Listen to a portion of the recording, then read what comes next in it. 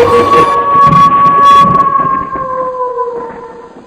everyone, and welcome back to my channel. I'm Corey Ray Staringer, and today I'm coming to you with another paranormal story time. The story I'm going to be sharing today is one that has crossed over multiple generations of my family. It was the story that my grandmother always told us as kids, the spooky, eerie tale that happened to her grandparents. They would be my great-great-grandparents, and kind of moved on from there until I actually had an experience myself with it. But I'm just going to jump right into it.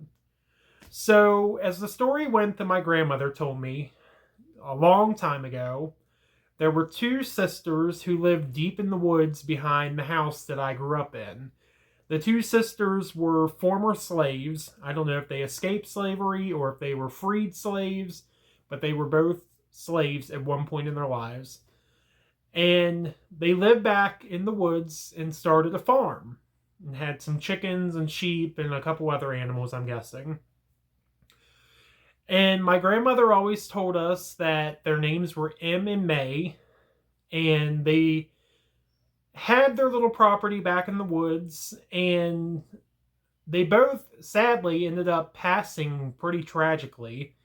The first one, who we always associated as M, was washing clothes in a nearby creek and somehow ended up falling in the water and drowning.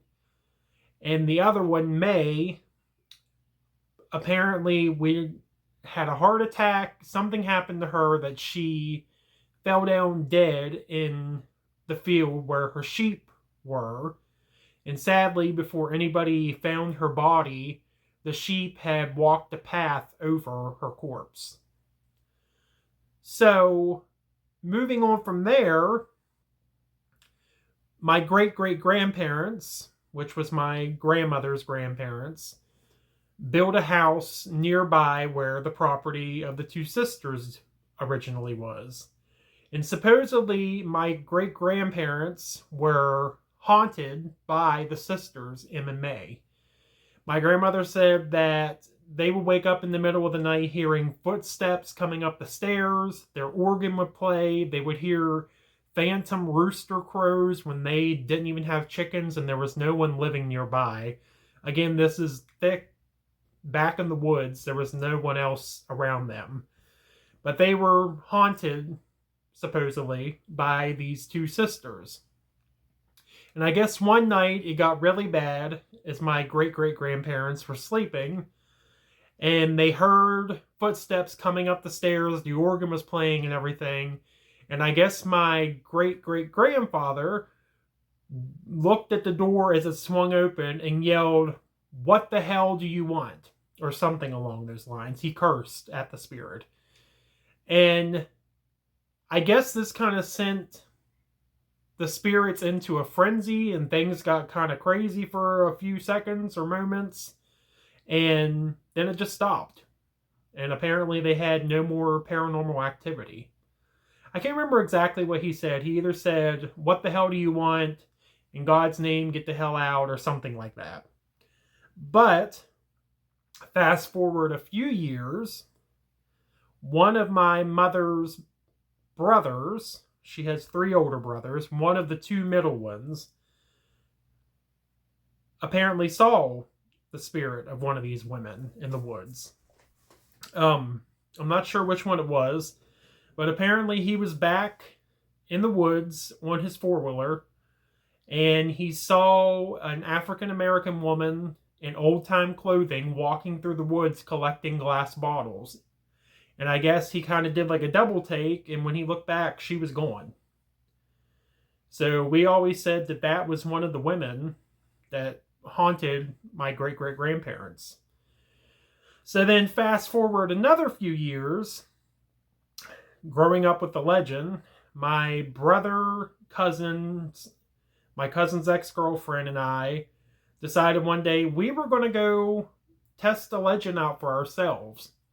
So we got on our 4-wheelers and we went back to the site of where the house was.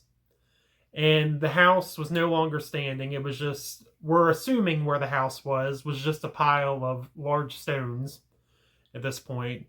But we got back there and we start walking into where it would have been. And we noticed at the base of a tree, there was a small little pile of stacked rocks. And another part of the legend that I didn't mention, my grandmother always said that MMA had a jar of money that they buried somewhere on their property. So we all said maybe the pile of rocks is where they buried their money at. Like it's just a random stack of rocks at the base of this one tree.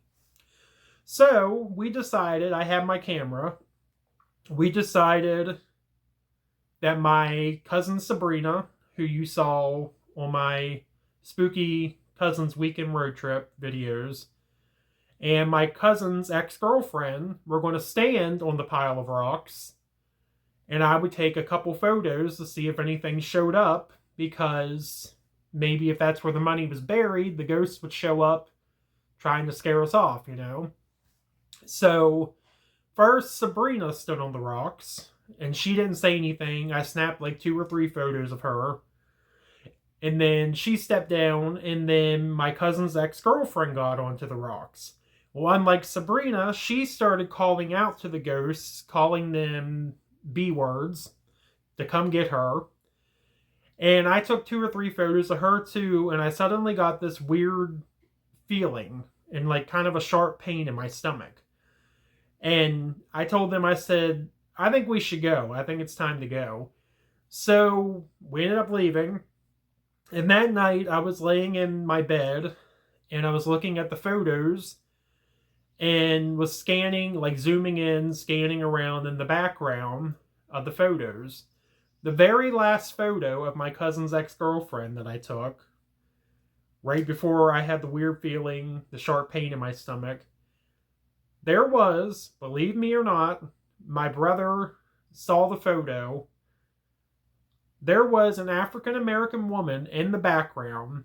From the waist up, she was solid. From the waist down, her skirt was transparent. And she was standing next to this tree looking at my cousin's girlfriend. I immediately freaked out, obviously. I was still in high school. I wasn't as brave with the paranormal stuff as I am now. So I ran into my brother's bedroom and woke him up and showed him the photo. And he saw it. And then I went back to my room and I laid there looking at the photo for a while. And then I laid my camera down and tried to go to sleep. But I could not shake the feeling that if I did not delete those photos, that woman or both women were going to come for me and haunt me like they did my great-great-grandparents. So I deleted the photos. And I regret it to this day, because that was probably the most indisputable paranormal evidence photo that I have ever taken. But I was a teenager. I was scared. I don't know what to say. So yeah. The woods where their home was just this past year, sadly, whoever bought the property decided to have the land stripped. So all the trees and everything are going back there. As far as I know, I haven't been back there in a while where the house would have been located. So, honestly, if you went back there now, you probably wouldn't even be able to find the spot where it was. But it was just something, like I said, it was a story my grandma always told us that became real in different generations of my family had experiences with the spirits of these women. And again, there's no, of course, I've never really dug into it, but I've never found any evidence that Em and May were real people, or if that was even their names, if they were real. But yeah, it's always been a family ghost story. So, if you liked what you saw, if you enjoyed the story, make sure you hit subscribe and the little bell icon so you get all the notifications of when I post new videos. And until next time, stay spooky.